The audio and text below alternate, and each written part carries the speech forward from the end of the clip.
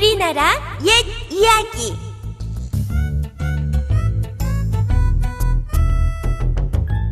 며느리감 시험.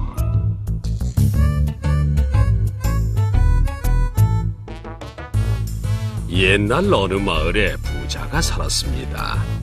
그 부자에게는 아들이 하나 있었어요. 부자는 좋은 며느리감을 골라 장가 보내려고 여러 가지 궁리를 했답니다. 집안을 일으키고 살림을 잘할 그런 좋은 며느리를 찾았던 거예요.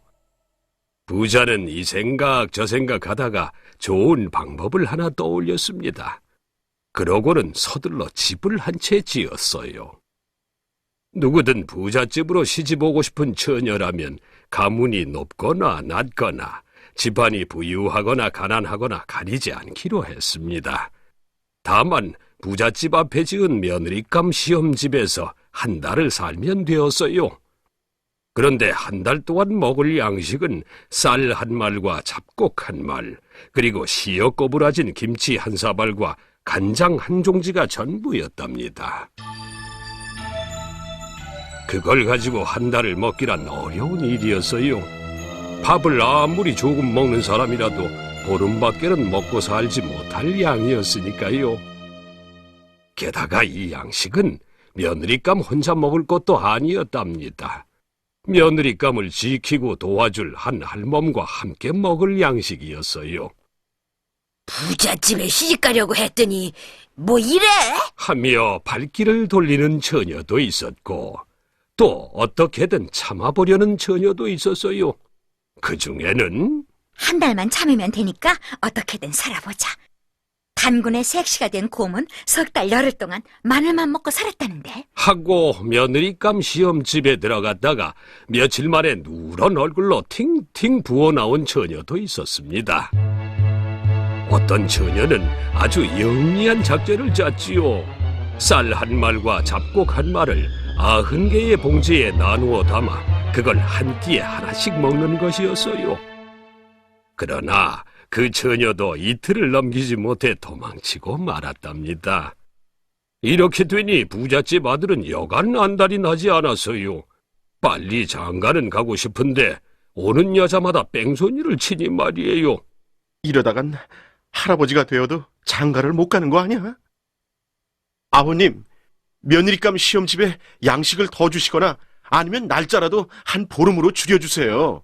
뭐라고? 다 너를 위해서 그러는 게야. 잠자코 있거라. 아버님, 이러다간 장가를 못 갈 것 같습니다. 잔소리 말고 기다리라니까. 조금만 참으면 참한 색시감이 나타날 게야. 어서 가서 내일이나 해라. 부자는 아들에게 호통을 쳤습니다. 마을 처녀들은 지독한 구두쇠 집이라고 시집올 생각조차 하지 않았어요.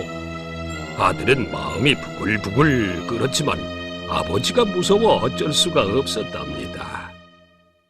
그러던 어느 날 아주 오랜만에 며느리감 후보가 나타났어요. 그 마을에서 좀 떨어진 곳에 사는 가난한 집안의 처녀였습니다. 하도 오랜만에 온 며느리감이라 집을 지키는 할멈은 몹시 반가웠어요. 할멈은 서둘러 처녀가 묵을 방을 치웠지요. 할멈, 그만두게.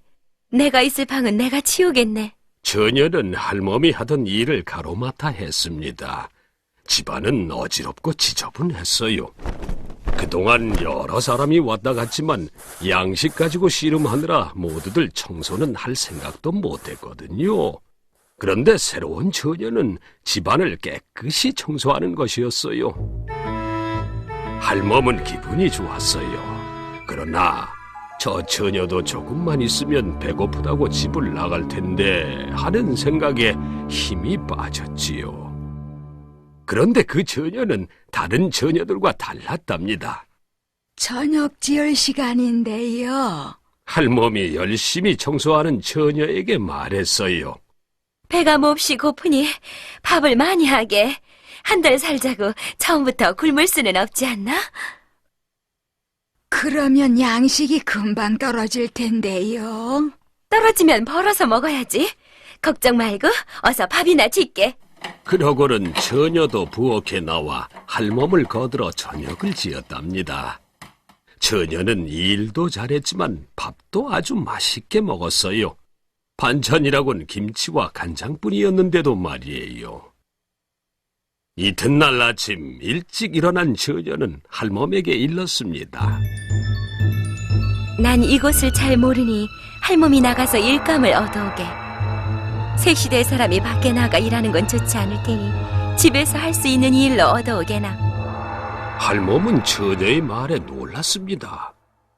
다른 처녀들은 있는 양식을 가지고 먹을 생각만 했는데 이 처녀는 일을 해서 벌어먹을 생각을 하니 말이에요. 일이야 얻을 수 있지요. 그럼 나가서 일거리를 알아보고 올 테니 그동안 좀 쉬세요. 할멈이 일감을 알아보러 나가자 처녀는 어제 못다한 집안일을 시작했습니다. 할멈은 그 길로 곧장 부자에게 갔어요. 할멈은 보고 느낀 그대로를 부자에게 말했답니다. 그래. 이제야 내가 찾던 며느리감이 나타난 것 같군. 두고 잘 살펴보게.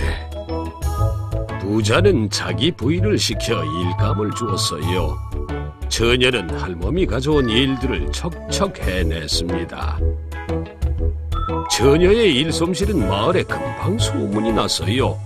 특히 치마 저고리 만드는 일부터 도포 만드는 일까지 바느질 일은 마을에서 제일이었답니다. 처녀는 한 달이 어떻게 지나갔는지 모를 정도로 열심히 일을 했어요. 부엌에는 뗄나무와 잔거리가 가득하고 곳간에는 곡식이 그득했지요. 집안은 유리알처럼 반들거렸고요. 처녀는 무사히 한 달을 채우고 며느리감 시험을 통과했습니다. 마침내 부잣집 아들과 혼인을 하게 된 거예요. 부자는 기뻐서 덩실덩실 춤을 추었습니다. 신랑도 좋아서 싱글벙글했어요. 며느리는 시부모님과 남편을 잘 받들며 오래도록 행복하게 잘 살았대요.